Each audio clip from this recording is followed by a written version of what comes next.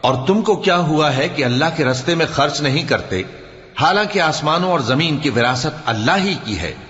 جس شخص نے تم میں سے فتح مکہ سے پہلے خرچ کیا اور جنگ کی، وہ اور جس نے یہ کام بعد میں کیے وہ برابر نہیں۔ ان کا درجہ ان لوگوں سے کہیں بڑھ کر ہے جنہوں نے بعد میں مال خرچ کیے اور کفار سے جنگ کی، اور اللہ نے سب سے ہی ثواب نیک کا وعدہ کیا ہے، اور جو کام تم کرتے ہو اللہ ان سے واقف ہے۔ کون ہے جو اللہ کو نیک نیتی سے قرض دے تو وہ اس کو کئی گنا ادا کرے گا، اور اس کے لیے عزت کا صلہ یعنی جنت ہے۔